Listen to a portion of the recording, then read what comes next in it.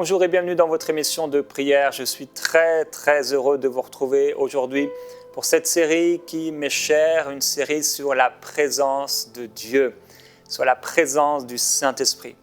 Et je crois vraiment que pendant cette semaine, vous allez être inspirés, vous allez être touchés. Le Saint-Esprit va descendre sur vous, je le crois, si vous avez soif de lui, quel que soit le nombre de jours, de semaines, de mois ou d'années, ou peut-être même de décennies depuis que vous avez rencontré le Seigneur, que vous soyez un chrétien dans l'Église ou quelqu'un qui sert le Seigneur également dans l'Église, ou un homme, une femme de Dieu dans le ministère de la parole, qui que vous soyez, le Saint-Esprit veut vous rafraîchir et il veut vous toucher. Le Seigneur Jésus-Christ est tellement bon, il est tellement merveilleux et il nous a promis une chose. Il a promis que quand il partirait, il ne nous laisserait pas orphelins. Et j'imagine comment les disciples devaient être tristes quand ils ont commencé à comprendre les paroles du Seigneur Jésus-Christ qui leur disaient qu'il allait mourir et qu'il allait partir. Ils avaient vécu avec eux 3 ans et demi, mais plus que cela, lorsqu'ils ont rencontré Jésus-Christ, ils ont été complètement transformés. Ils n'avaient jamais vu quelqu'un qui soit comme lui.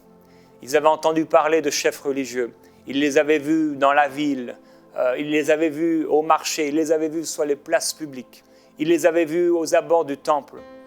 Mais un homme comme Jésus-Christ, jamais ils n'en avaient vu. Et quand ils ont vu Jésus-Christ, quand ils ont vu qui il était, sa beauté, la beauté, l'expression de beauté, de gloire de Dieu dans sa vie, non pas une beauté forcément physique, mais une beauté spirituelle. À celui qui a dit « L'Esprit du Seigneur est sur moi parce qu'il m'a oint ». Il y avait quelque chose de particulier sur la personne de Jésus-Christ. Lorsqu'il est revenu du désert, rempli et revêtu du Saint-Esprit, et lorsque, après avoir passé une nuit à prier, il a rencontré les disciples, lorsqu'ils l'ont vu, ils ont été bouleversés, au point de tout laisser derrière eux. Ils ont laissé pour les uns leur métier, leurs activités, pour les autres leurs parents, leurs bateaux, leurs filets. Ils ont laissé leur vie parce qu'ils avaient rencontré quelqu'un d'extraordinaire, Jésus-Christ. Et leur cœur a été complètement bouleversé. Pour ceux qui étaient mariés, leurs épouses, même si on en parle très peu, ont dû voir leur changement et réaliser que l'homme avec qui ils marchent n'est pas comme tout le monde. Quand ils revenaient, je suis certain que lorsqu'ils revenaient de la présence de Jésus-Christ, peut-être après être partis dans une contrée, dans un village quelque part, et revenant à la maison, comme Moïse qui descendait de la montagne, et la gloire de Dieu était sur son visage. Je crois que de la même façon, il y a quelque chose qui devait se dégager d'eux à force de se frotter au Seigneur Jésus-Christ. Pendant cette semaine, nous allons parler de cette présence de Dieu et je crois que, comme je l'ai dit, cette présence va se manifester parce que le Saint-Esprit veut se manifester dans notre vie. Il veut nous remplir. Et aujourd'hui, je vais vous partager sur ce qui attire, cette chose qui attire ou qui éloigne la présence de Dieu de notre vie. Et ça va être une série évolutive aujourd'hui, donc d'aujourd'hui jusqu'à vendredi pendant 5 jours. Demain, je vais vous donner des conseils pour expérimenter. Comment on peut expérimenter la présence de Dieu. Ensuite, je parlerai du fait, est-ce qu'on veut vraiment Dieu ou est-ce qu'on veut la présence de Dieu? Ensuite, je vous parlerai donc encore plus fort de la présence de Dieu qui transporte la gloire de Dieu. Et finalement, comment on peut non pas seulement expérimenter ou vivre la présence de Dieu, mais comment on peut demeurer dans la présence de Dieu. Certainement, vous avez tous vécu ça, un temps de rafraîchissement dans une réunion, la présence de Dieu est sur vous et le lendemain matin, vous vous réveillez, vous avez l'impression que vous êtes complètement sec, ou 2 jours, 3 jours plus tard, ou une semaine après. Et je vous partagerai des clés sur comment nous pouvons demeurer dans la glorieuse présence de Dieu. J'ai un témoignage aujourd'hui Une personne qui écrit « J'ai vécu quelque chose de particulier pendant une émission Prière inspirée. Jérémie parlait des oppressions et des tocs obsessionnels qui ne sont pas normaux et qui nécessitent une délivrance. Quand il a commencé à déclarer la parole et à ordonner aux esprits mauvais de quitter les corps de chaque personne, j'ai été saisi de tremblement, j'ai commencé à baver, j'ai commencé à crier fort et, par la suite, j'ai été rempli d'une paix et d'une joie immense.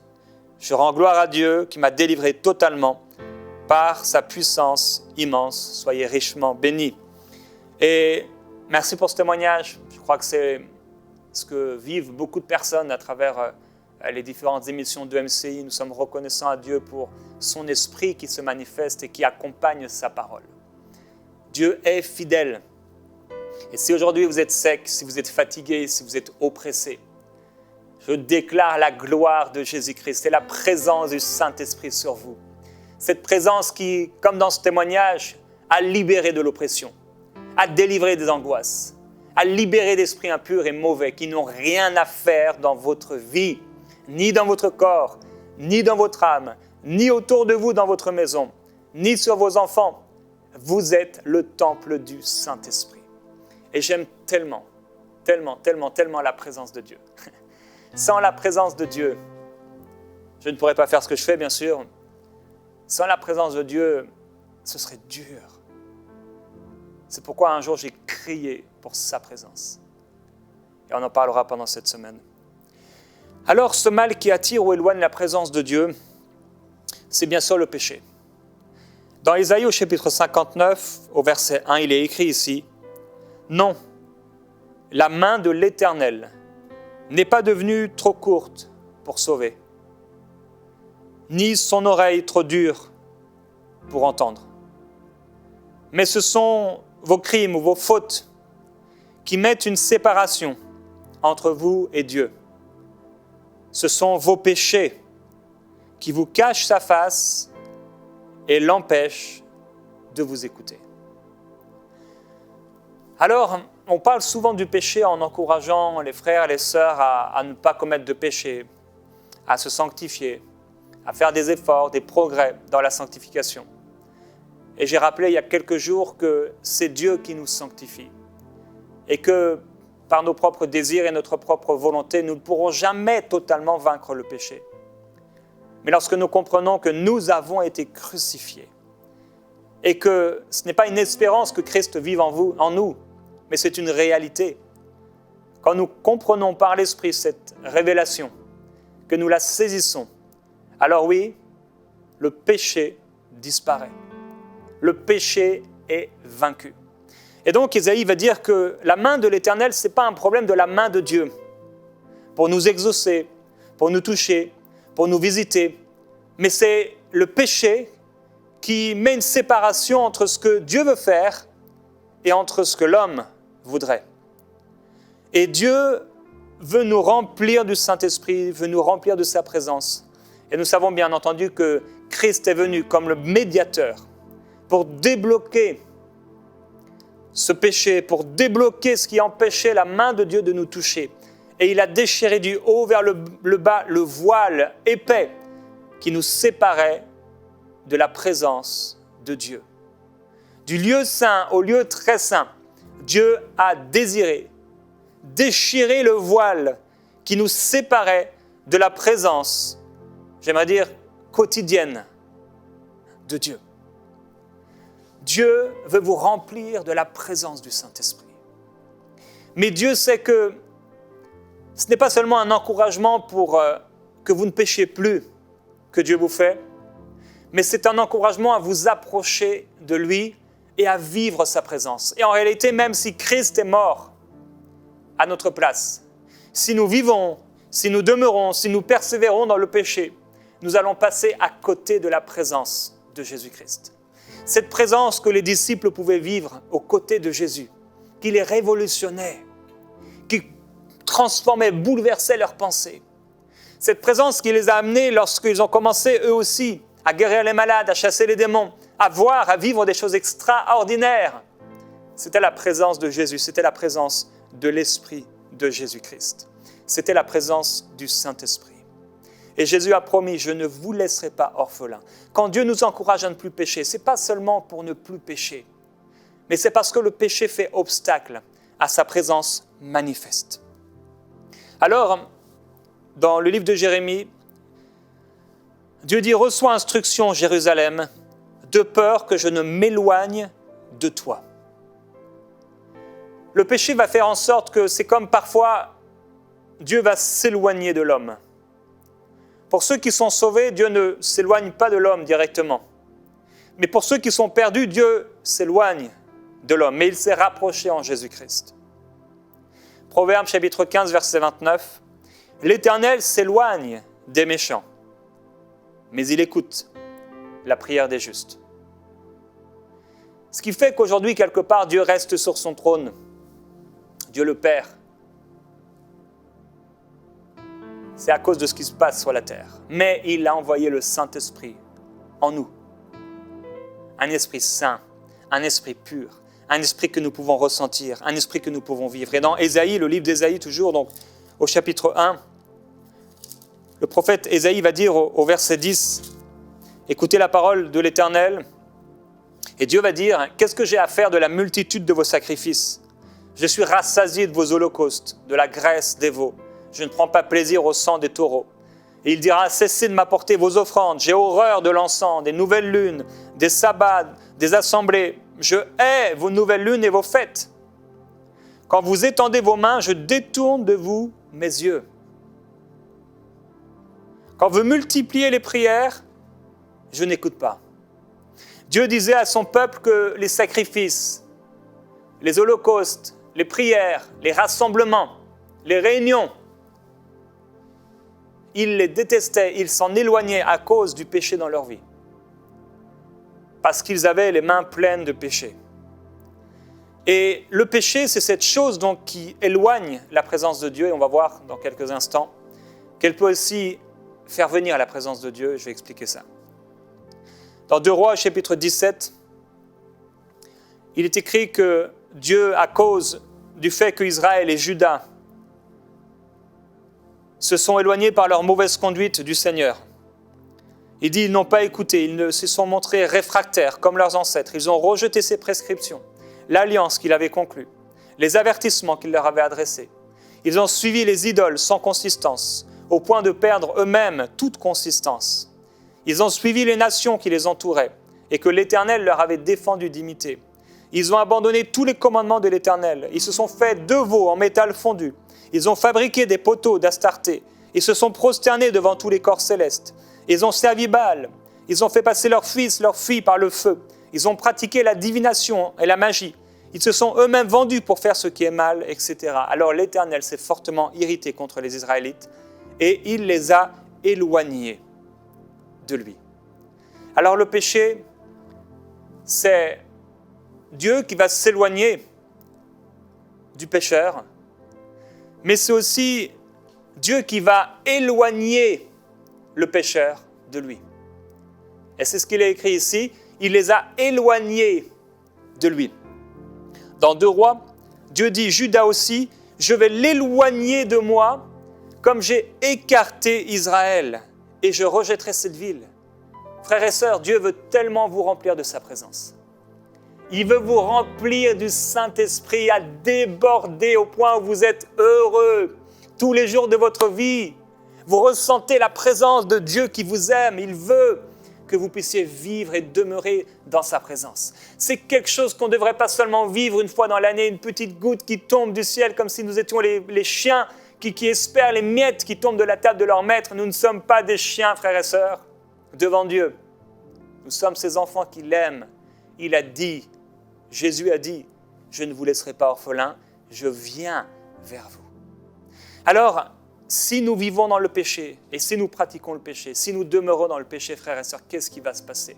Nous ne pourrons jamais vivre, aussi longtemps que nous serons dans ce péché, la présence que Dieu aurait voulu que nous puissions vivre, parce que cette présence est une présence de sainteté. Et le péché, c'est également nous, qui parfois nous éloignons consciemment de Dieu. Il est écrit dans Genèse au chapitre 3 à propos d'Adam et Ève. Alors ils entendirent la voix de l'Éternel Dieu qui parcourait le jardin vers le soir, et l'homme et la femme se cachèrent loin de la face de l'Éternel Dieu. Oh, c'est tellement spécial. Quand nous savons que quelque chose ne va pas dans notre vie, instinctivement, par le vieil homme, la nature charnelle, quand elle reprend le dessus, on va s'éloigner de la présence de Dieu. On va s'éloigner des choses, des moments où on sait qu'il pourrait se passer quelque chose. Et c'est tellement triste de voir des personnes qu'on appelle rétrogrades revenir en arrière et s'éloigner de la présence du Saint-Esprit. Mais Dieu est tellement bon que même si vous êtes dans cette situation, je veux déclarer que rien n'est trop fort pour que la présence du Saint-Esprit à travers l'intercession puisse vous toucher maintenant. Parce que Dieu vous aime et parce que Dieu a un plan pour vous et parce que Dieu ne veut pas vous laisser orphelin, parce qu'il veut vous accompagner et parce que vous l'avez connu, il ne veut pas vous abandonner. Il ne veut pas vous éloigner de lui. Il ne veut pas que vous vous éloigniez de lui. Il ne veut pas que le péché vous éloigne de sa présence. Il veut vous toucher, il veut vous saisir, il veut vous remplir parce qu'il vous aime. Jonas a été appelé par Dieu. Et qu'est-ce que dit la Bible à propos de Jonas ? Jonas se leva pour s'enfuir à Tarsis, loin de la face de l'Éternel. Et nous savons qu'il a même payé pour aller dans ce bateau, payer le prix du transport. Il s'embarqua pour aller avec les passagers à Tarsis, loin de la face de l'Éternel. Il y a des choses comme ça qu'on fait pour être loin de la face de l'Éternel. Par exemple, on n'a plus de moments de prière personnelle à la maison, où on est dégagé de toute autre chose. Je ne parle pas de la prière rapide qui est faite pour le repas, où on prie souvent par religiosité pour tous les enfants qui n'ont pas à manger sur la terre, pendant qu'on ne fait rien pour ces enfants qui n'ont rien à manger sur la terre. Mais je parle de ces temps de prière où on est là seul à seul avec Dieu. On a prévu un rendez-vous avec lui et on l'adore. On le glorifie. Et il y a des choses comme ça qu'on ne fait plus parce qu'on s'éloigne, loin de la face de l'Éternel.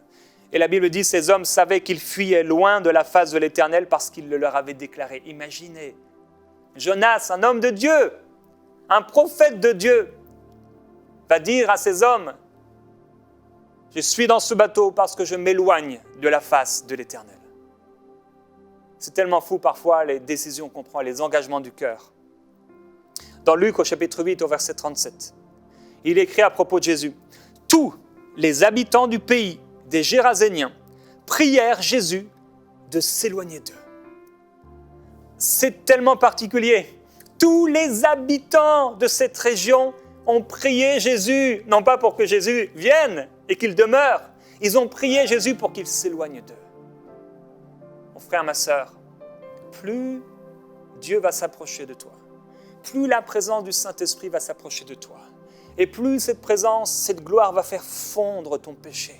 Souvent, on a peur que Dieu s'approche de nous, mais cette présence va faire fondre le péché dans nos vies et il va nous sanctifier si nous avons un bon cœur. Parce que parfois, le péché va attirer la présence de Dieu à travers le jugement de Dieu, pour ceux, bien sûr, qui ont un mauvais cœur. Dans Nombre au chapitre 16, Moïse a dit « Si l'Éternel fait une chose inouïe, si la terre ouvre sa bouche pour les engloutir avec tout ce qui leur appartient, et s'ils descendent vivants dans le séjour des morts, vous saurez alors que ces gens ont méprisé l'Éternel. » Et nous savons que la présence de Dieu est venue et il a ouvert la terre. Et ils ont été engloutis, eux et leurs familles, suite à un jugement de Dieu. Dans le livre d'Ézéchiel, la Bible dit que Ézéchiel, il dit « Comme je prophétisais, Pélatia, fils de Benaja, mourut. » Il était en train de prophétiser. Quand vous parlez la parole, et ici c'était une prophétie particulière, inspirée par le Saint-Esprit bien sûr, Ézéchiel est en train de prophétiser et la présence de Dieu descend et cet homme est frappé par Dieu. C'est la présence de Dieu qui l'a frappé. Dans Actes chapitre 5, Ananias, entendant ces paroles, tomba et expira. Là encore, la présence du Saint-Esprit était tellement forte à ce moment-là que cet homme, à cause de son cœur impur et mauvais, cette présence est venue pour l'éteindre. Dans Actes au chapitre 12, parfois c'est une présence angélique. Hérode était là, il était revêtu de ses habits royaux et il saluait la foule. Et le peuple s'est écrié, cette foule s'est écriée, c'est la voix d'un Dieu et non pas d'un homme. Au même instant, un ange du Seigneur, donc la présence de Dieu, le frappa parce qu'il n'avait pas donné gloire à Dieu et il expira, rongé par les vers. Un autre exemple, dans 2 Samuel au chapitre 6, on sait que Uza a voulu toucher, il a voulu prendre le char qui était en train de tomber, saisir le coffre. Et il est écrit, alors l'Éternel se mit en colère contre Uza et Dieu le frappa sur place à cause de sa faute. Au point où David a dit, mais comment oserais-je faire venir le coffre de l'Éternel chez moi? Et il va renoncer à transporter le coffre de l'Éternel chez lui, parce qu'il a eu peur de la présence de Dieu. J'aimerais vous poser une question, est-ce que vous voulez la présence de Dieu qui bénit? Ou est-ce que vous voulez la présence de Dieu qui maudit? Vous avez un choix, Dieu dit, je mets devant toi la vie et la mort, choisis la vie, afin que tu vives, toi et ta maison. Ne renonce pas à ce que la présence de Dieu vienne chez toi, comme David qui a eu peur et qui pendant un temps a refusé que cette présence de Dieu, le symbole de la gloire de Dieu vienne dans sa maison parce qu'il avait peur. Sa grâce est plus grande que ton péché, au point d'effacer tes péchés et te rendre libre. Dieu dit, ce peuple m'honore des lèvres, mais son cœur est éloigné de moi. J'aimerais te poser la question. Est-ce que ton cœur est éloigné de Dieu? Ou est-ce que tu as vraiment un cœur pour la présence de Dieu? Cette semaine, Dieu va faire quelque chose de spécial et de particulier dans la vie de beaucoup. Mais j'aimerais te dire, si tu as un péché, délaisse-le, abandonne ce péché, renonce à cette mauvaise habitude, renonce au nom de Jésus-Christ à ce péché que tu sais qui éloigne la présence de Dieu. La Bible dit que l'amour de Dieu, elle montre que l'amour de Dieu et que le pardon de Dieu sont plus grands que nos fautes et que nos péchés. Dans le psaume au chapitre 103, l'Éternel est plein de pitié et miséricordieux. Il est plein de patience et il est débordant d'amour. Il ne tient pas rigueur sans cesse. Son ressentiment ne tient pas toujours. Il ne nous traite pas selon le mal que nous avons commis. Il ne nous punit pas comme le méritent nos fautes. Autant le ciel est élevé au-dessus de la terre, autant il éloigne nos fautes par son amour. Autant l'Orient est loin de l'Occident, autant il éloigne nos mauvaises actions. David a dit, mais où fuirais-je loin de sa face? Où fuirais-je loin de ton esprit? Et dans le psaume au chapitre 22, mon Dieu, pourquoi m'as-tu abandonné? Et t'éloignes-tu sans me secourir? Frères et sœurs, Jésus-Christ a été frappé à notre place, afin que nous puissions vivre la présence de Dieu, expérimenter la présence de Dieu et demeurer dans la présence de Dieu. Oui, son amour est plus grand que nos fautes. Et aujourd'hui, je veux t'inviter à fermer tes yeux, si tu le peux, là où tu es, et à réaliser que son amour est plus grand que toutes tes fautes, que son amour est plus grand que ce péché dans ta vie, que son amour est plus grand que ce mal qui te fait t'éloigner de la présence de Dieu ou qui éloigne la présence de Dieu. Parce que ce qui éloigne de toi la présence de Dieu, c'est le cœur qui veut continuer à pécher. Mais un cœur qui veut la présence de Dieu et qui veut se rapprocher de Dieu, même si son corps a péché. Si ton cœur, mon frère, ma sœur, mon ami, si ton cœur a soif du Dieu vivant, où irai-je loin de sa face? Où iras-tu loin de la face de Dieu? Tu pourras t'éloigner encore et encore, mais il te poursuivra. Parce que son amour et son pardon sont plus grands. Jusqu'au bout, il espérera que tu délaisses et que tu renonces à ce péché. Père, merci. Merci pour ton amour et pour ton pardon qui sont plus grands que toutes nos fautes. Merci parce que la malédiction qui aurait dû tomber sur nous est tombée sur toi, Seigneur. Merci parce que tu as porté tous nos péchés. Tu les as effacés. Tu nous as promis de ne pas nous laisser orphelins. Là où tu es, commence à dire merci au Seigneur pour l'œuvre qu'il a accomplie.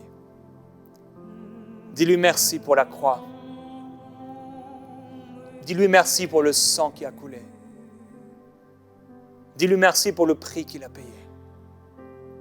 Dis-lui merci pour son amour si grand. Dis-lui merci parce qu'au lieu de t'éloigner de lui, ou au lieu de s'éloigner de toi, il s'est rapproché. Dis-lui merci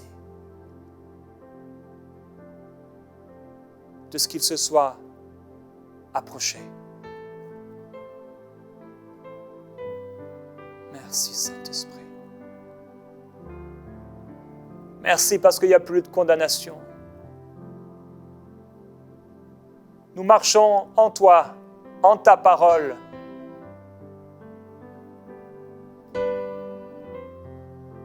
Merci Saint-Esprit.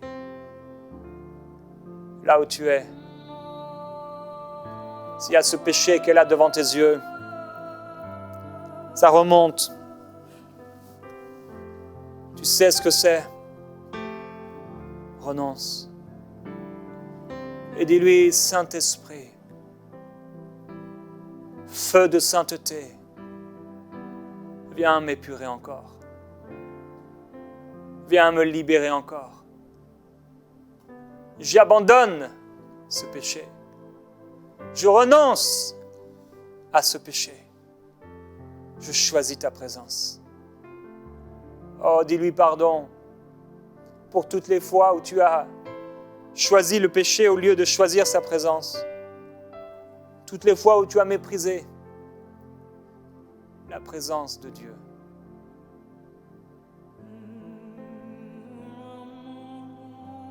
Tu es tellement bon, Seigneur.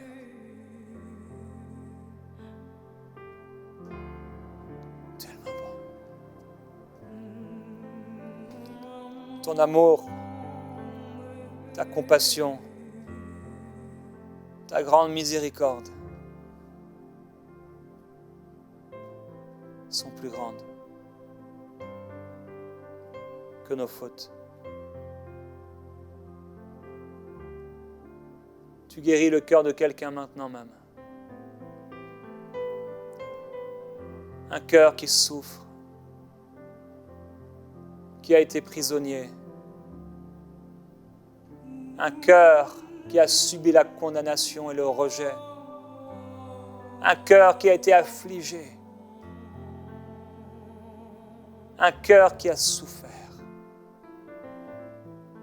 Un cœur qui a été dans la confusion, dans l'incompréhension. Ce cœur est guéri. Reçois la guérison de ton cœur. Et aujourd'hui, approche-toi de Jésus-Christ.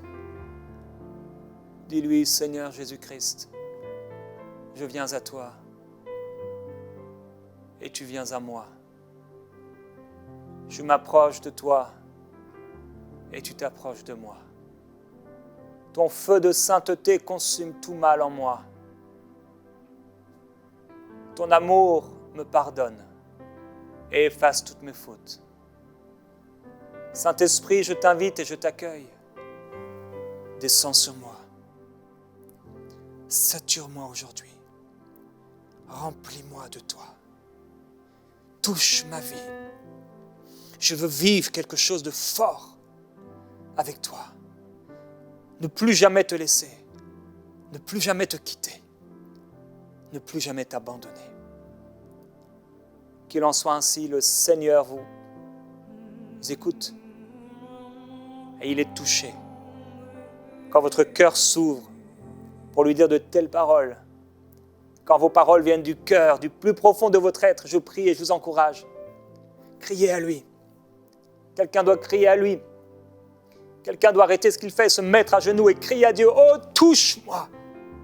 Il vous saisira au nom de Jésus-Christ. On se retrouve demain.